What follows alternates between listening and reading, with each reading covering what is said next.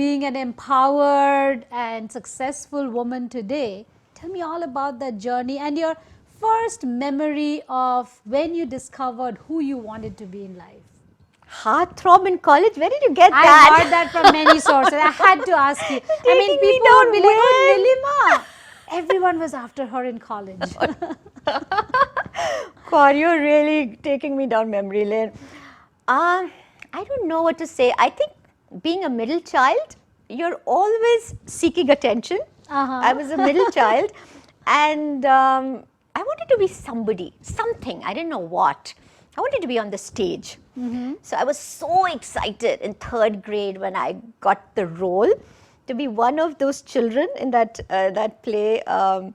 That old lady had a whole lady who lived in a shoe, had multiple children, who didn't know what to do. Literally, she lived in a shoe. So I was chosen to be one of the children. I was so excited. I was going to be on the stage. So then my role, they put me on top of the roof of the shoe.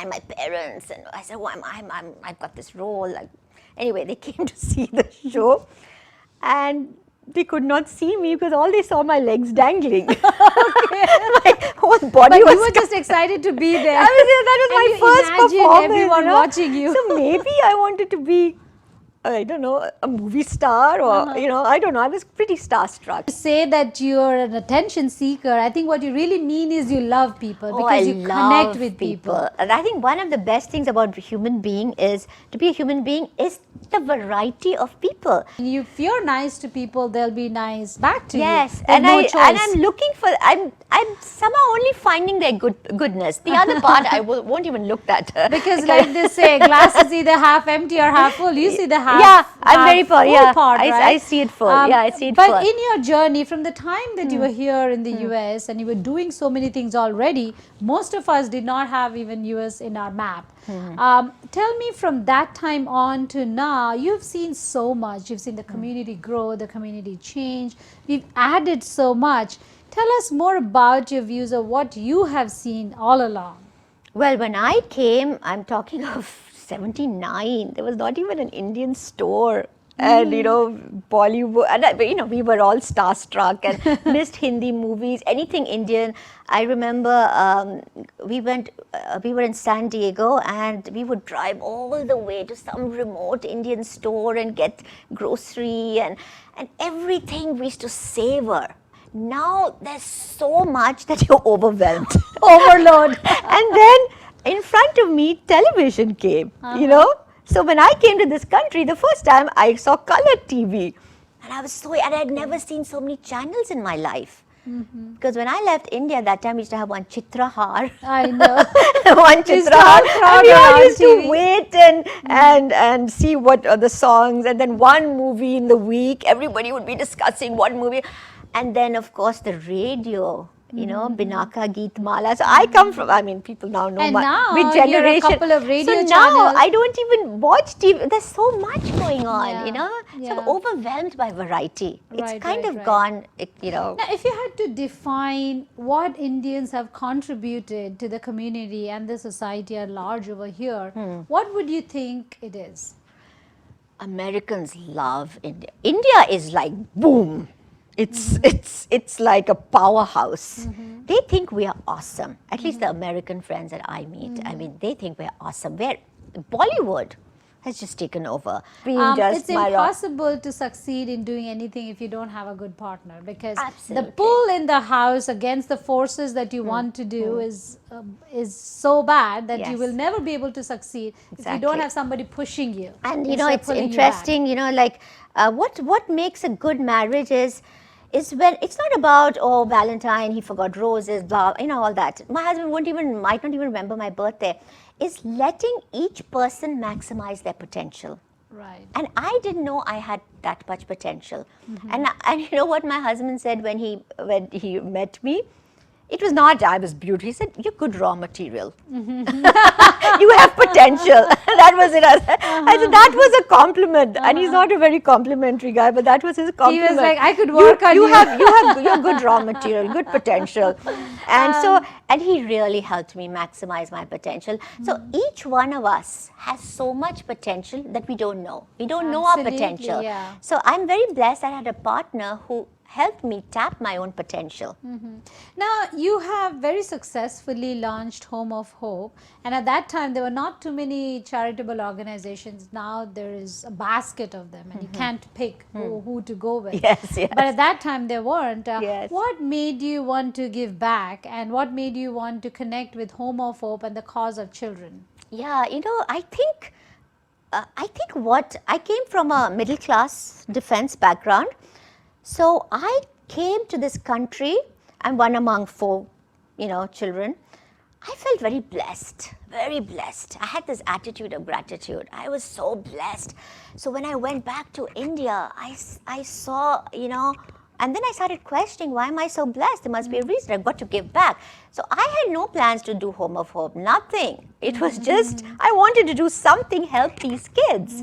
And when my friend's mother, my friend called me about her mother's orphanage in Chennai, Children's Home of Hope. I said, okay, I'm going to help that orphanage. So it was just, it happened, and I had no idea that this would snowball into Home of Hope, and now we are touching the lives of 50,000 kids, and I had no. So I didn't plan it. I didn't plan it at all. It's a calling. It's a calling. There's so much to learn from you, womanhood, being successful, empowered. The whole valley, the landscape of valley is changing with the contribution we women make today, and particularly Indian immigrants. Tell us more about your thoughts on women and where we can learn from you what to do and how to do it better. Oh my God. It's best to learn from someone who's done it already. You mean what is my secret? Yeah. What is in life or women or life being a woman? Okay, I think I've seen women grow in front of me, and especially this country. That's one thing. When I came to this country, I just felt, compared to India, I just felt, I think you get naturally empowered when you come to this country. The freedom. The freedom. That was the big word. Yeah, freedom. Yeah. So that was. You don't have nosy people around telling you what to do, what not to do. You can just be yourself. Just be yourself. And that's a blessing. Yeah. And I think that's. I think just being yourself, and women have a certain softness about them. It's so exciting to talk to you, but don't go anywhere. When we come back, we are going to learn from Neelima all her P's in life, and she's been talking about her P's. It's not the peas we eat, so don't go anywhere. Stay with us.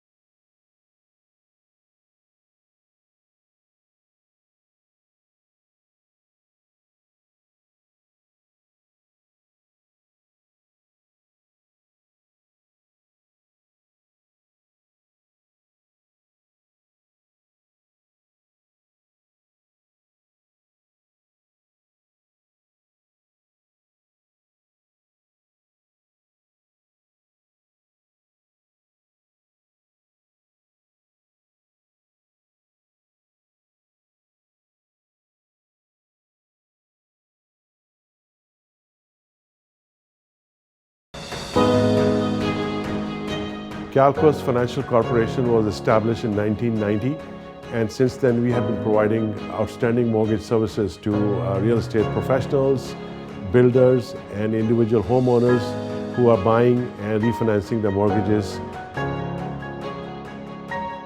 We assure you of our best and outstanding service. For more information, contact Roger Bakshi at CalCoast Financial at 510-552-6117. Galati Financial. We work with an independent broker-dealer with no predisposition towards any firm or products. Unlike large Wall Street firms who may have a conflict of interest, we truly represent you with no bias whatsoever. Our value offerings are customized to your personal needs. Our systems are transparent and inspire complete confidence in our clients.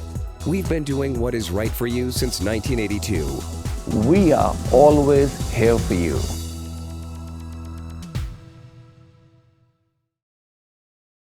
For an astrological reading to see what the future holds for you, get advice on career, family, relationships, and life's unexpected surprises. Call Pandit Parashar with over 35 years experience.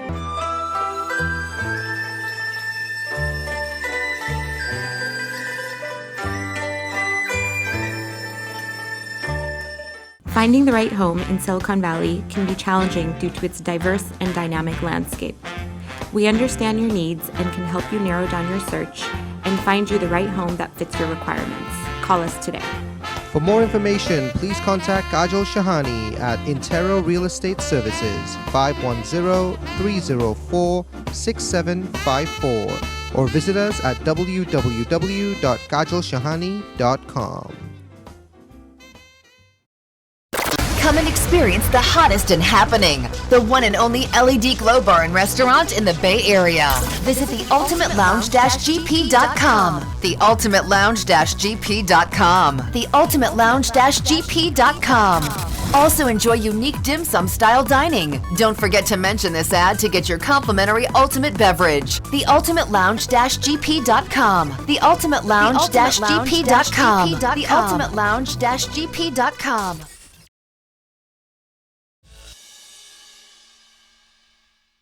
Good morning, viewers.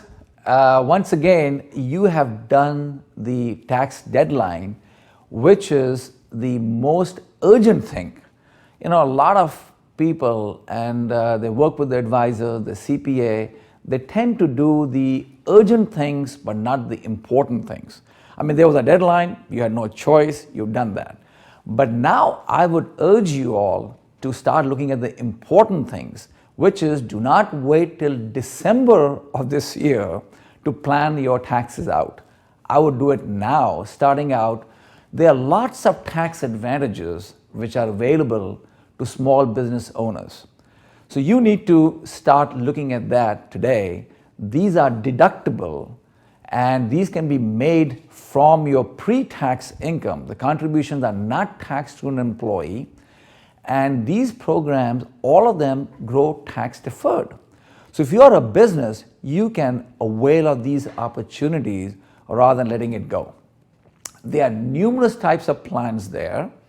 I mean, they are like the IRAs based, which is the SEP plan, the self-employed pension plan, the simple IRAs, or for that matter, they're qualified like the 401ks. The profit sharing, you've heard of 401ks. If you work in the Valley, a lot of people have the 401ks. The profit sharing plans.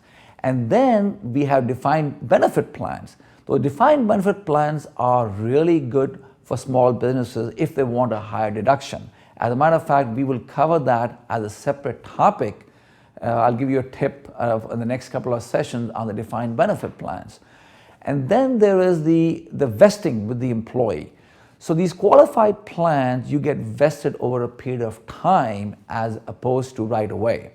So the employer can put some caveats for the employees and not get them vested right away. Now, which plan is right for you? I mean, that's a big question. You should be talking to advisors like us to figure that out for you.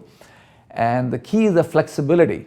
So a lot of times you don't have the flexibility with some other plans. And flexibility is the key, then I would go for one kind of plans. Otherwise, the cost. The lowest cost plans are also there, and you may want to reduce the cost by going with a lower cost plan. And then it might be ease of administration. Who knows? I mean, if you want to have a very simple administration, then you would go for another kind of plan. And then there is the profit sharing plan. Depending upon how good or how bad a year you're having, you can tailor that. And then there are employers who want to have the maximum deduction. Now comes the defined benefit plan. So the defined benefit plan is actually a very different animal, and I would like to talk to you about this another time. But just for right now, the tip would be, do not wait till December of this year. Try and implement some of your strategies today. Talk to the advisors today, even the CPAs, your financial advisor, they're not that busy right now. Don't wait till again September 15th or October 15th when they again get very busy. Do the planning part today. That would be the tip for today. Thank you for listening and have a good weekend. Neelima, you have the secrets about peas, and I know we always laugh about your peas. Not the peas like peas. Okay, there are many it. peas, and you have those peas in your life that have helped you. Yes. Okay. My peas. Yes. This is in my life journey. I have created the word pea. No, that's not my creation. P is already there, but it's a capital P with a capital P. To do anything in life, you need passion. That's the first P. Okay. You cannot even walk without passion. Where that passion comes from, don't know. But you need P. The first P is passion. Second one is perseverance. You cannot do anything without hard work. Look how hard you've worked in your life. So hard work. You've got to be persistent. Lage raho munna bhai. Persistent. Right. Persistent. With blinkers. Yes, persistent. Lage raho. Then you've got to be positive. You have to be. And sometimes people get irritated with me because I'm too positive. My husband says, even my board members, oh, you're too positive. But I cannot. I need that positive energy. I need to be positive. So you have to be positive. And that positivity for me comes from prayer. I have faith. I believe in this. I believe in this energy called God. So without prayer, you cannot even move. So anyway, you're coming to all these P's. You have the positive, the prayer. And then you come with another very important P, which is problems. You are going to face problems. You cannot stay away from problems. And these problems will come in the form of people. People. But these people, you have to treat them as your pets. P-E-T. This I've taken from Wade Dyer. Here, his quote. They are actually your personality enhancement trainers, and they are teaching you something about yourself. Maybe you've got to be more patient, more accepting, non-judgmental. So there goes all the P's. Pet, P-E-T. I heard another P in that, patience. Yes, this comes up to the most important lesson you learn is P, that is patience. That gives you the power to plod on and on and on. And that is another P of power. Plod. The power to plod. I know you could go on with the P's, yes. Wow. Yeah. Who would have thought there was so many other important P's than really peeing and the P's? Well, now I'm not going to look at P different. I'm going to look at P very differently that's now. my favorite alphabet now is the P. The P. Yeah. Well, I mean, with so much positivity and all the P's that you have so successfully garnered, nurtured, and remembered, tell me, what are you chasing? What is your end goal? Do you have an end goal that's where I really want to go? You know how your goal, when I started, to be honest, when I was in 3rd grade, I wanted to be on the stage. I loved with the your stage. legs dangling. I wanted to be on the stage. I think somewhere along wanted to be a movie star. I don't know. Anyway, it's interesting. HOH is a calling, where I wanted to help disadvantaged kids. And so every time, I think at one time I had a goal, maybe we're going to hit 1 million kids or, become international. And so this calling, what is my goal? My goal is, I know it sounds a little foofy, but is to connect with the source, to be very balanced and do everything that I'm doing through God consciousness. I just believe, and for that I am really trying. It's not easy. Meditation and just connecting with our inner, because we are an island. We have so much. Everything's within us. Right. Everything is within us. The power is in you. The power is in your mind. Yeah, I'm a connector. I just connect. I connect all the dots all the time. And I have an amazing team at HOH who actually sit and do the work, you know, the work behind the scenes. And I'm connecting the dots, and that's my strength. People, again, I love people. And I'm able to gel with people, jello mellow, you know, mold with them. I just love people. I can talk to any person, any age. And well, we so wish I'm you very great blessed. luck with HOH and everything else your heart desires. I think I you. found many things in common with you just over here, team being one of them. And I think none of us can do anything in life without good people around us. And talking about HOH, can I just say October 18th is our HOH event. Please come. Okay, I will be there. Okay. October 18th, I need to put it in my calendar and I will be there. Because in this fast-pacing world, you know how before you realize it, it's October. Right. And we're trying to get Diwali. Shabana Azmi. Okay. So, yeah, Diwali time too, yes, right? October 18th, yes. Well, thank you.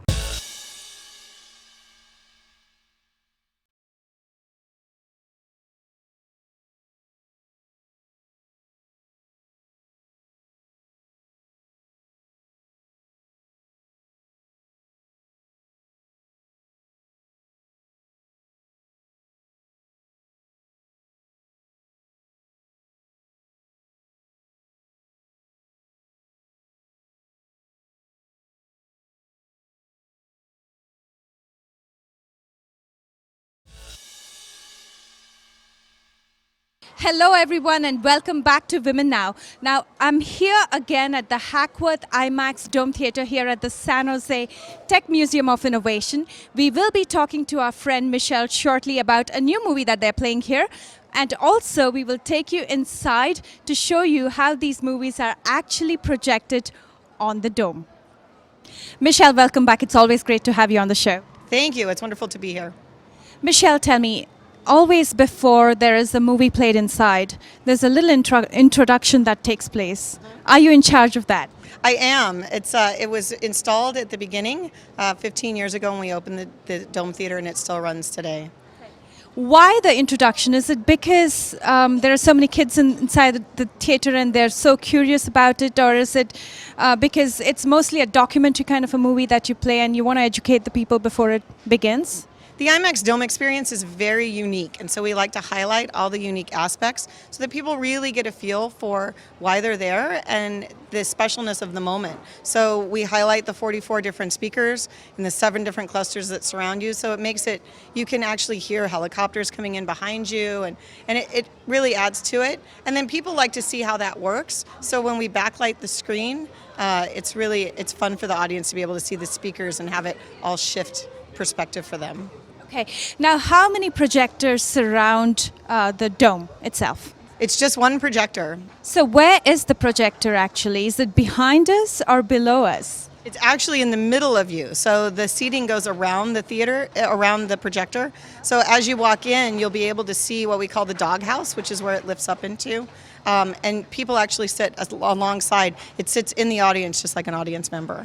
And you definitely don't want to get up and start walking around when the movie is being played, right? No, you'll show up. It's a pretty big finger puppet if you do that. So we do have it blocked off. You can't walk in front of the lens and you can't touch the lens, but you'll be able to see it inside. Do you ever feel claustrophobic inside the dome itself? Because you've been doing this for several years now. Yeah, I don't feel claustrophobic. There are people that do. And sometimes some of the films that we play can be really intense moments, and if it's floating in space, you actually feel like you're floating in space. So if you have a little bit of a queasy stomach, sometimes you actually can get motion sick. And then you can walk out from the back, right? Correct. What we tell people is really it's just your mind playing tricks on you. So if you start to feel that way, close your eyes, and it surpasses. We have one film that's all roller coasters, so that's a lot of fun. Okay. And why is the seating so steep all the time? I always wondered that. The steep seating is so that you can actually feel like you're part of it without seeing other people. So you actually sit so far above that you're not impacted by seeing other people's heads or backlit devices, anything like that. It's just so you can have that moment in the theater. tell us a little bit about the surround sound that is played when the movie's on.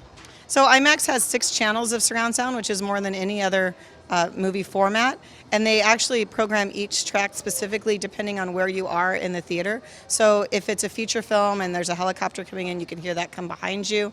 But it actually occupies 6 different clusters and 44 different speakers, including a 7.5-foot tall sub-bass cabinet. Now, Journey to the South Pacific is one of the most talked about movies that's playing now, or a documentary. Can you tell us a little bit about it? Journey to the South Pacific was filmed in Papua New Guinea, and it follows Jawi, a young boy who goes onto a learning ship called the Calabia and tours the islands over the summer and learns how to care for his reefs and protect them in his own neighborhood and his own island.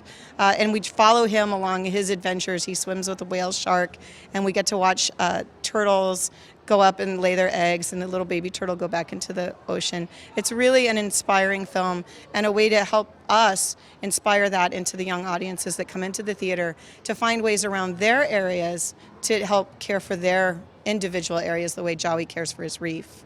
That's amazing. So what you're trying to say is there's always a moral there attached to the documentary, which might be connected to you, and you bring that out through the movie. That's correct. At the Tech, we always try to inspire the innovator, and Jawi is an innovator in his area, so we want to be able to inspire the innovator in our area as well. That's wonderful. Thank you again so much for joining us today. Thank you again for having me. Have a wonderful day.